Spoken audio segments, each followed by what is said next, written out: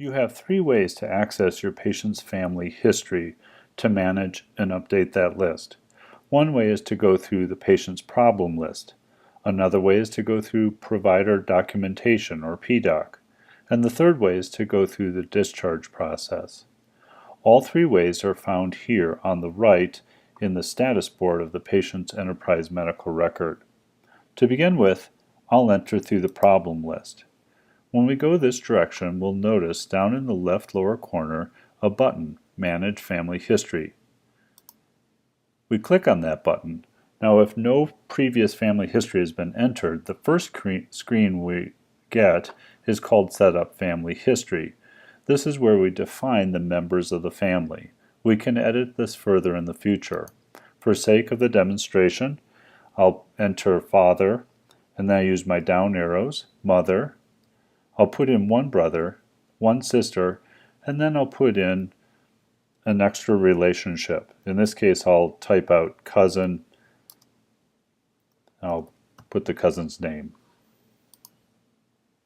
We now see that there is father, mother, brother, sister, and cousin Fred. On the left are common family history diagnoses that are of concern, especially in the primary care environment. If we want to add a condition that's not listed, we click on the Add Conditions button. If we want to add other relations other than the ones already listed, we click on the Add Relations button.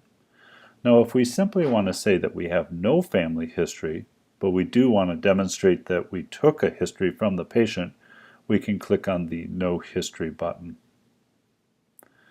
To give further details, we'll choose the condition for which there is a positive family history. In this case, I'll choose cardiovascular disease in the father and in the mother. I can leave it at this, or I can give further detail. There are balloon boxes where I can add further text to the disease. Perhaps I want to define more specifically what the cardiovascular disease is. I can also give further detail for anybody who I've checked on. So for example, in the father, I might add MI. And for the mother, I might add atherosclerotic vascular disease. If I want to add an onset of age, I click on this area. I have a few choices. I can put an exact time, I can put unknown, or I can put a range, such as 40s to 50s. In the future, if I decide that this is not the accurate history, I can click on this checkbox and I can erase that history from the individual, in this case the father. I might choose to erase it from the mother as well. But I might choose to leave the disease listed in the family history because I have further question. Or I might choose, by clicking on the disease itself, to eliminate it from the family history altogether. Finally, I might choose in some cases to add the family history as a problem for my patient. For example, if the patient's father had had blood clots, I might see that as a problem for the patient, him or herself, and so I would choose to add it to their problem list. When I am done with whatever editing, additions, or subtractions I have made to the family history, I hit Save.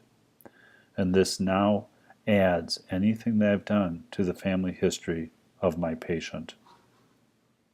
When I'm done with this section, I simply cancel out. If I want to go back in this case I'm going to go through PDoc, or Provider Documentation. I'll go to a new document, enter New. The one I'm going to choose is the actual history for family. I'll double click this and we'll see here that the blood clots in the father is now listed. If I want to further edit this, I'll hit the blue edit button and it takes me right back to the field that we saw before. I'm going to cancel out of this. I'm going to exit, and then I'm going to go into discharge for my patient.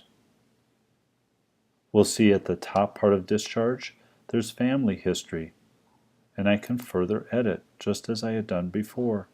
And here's the Manage Family History button, and we're right back to that same field. This now concludes the video on family history management.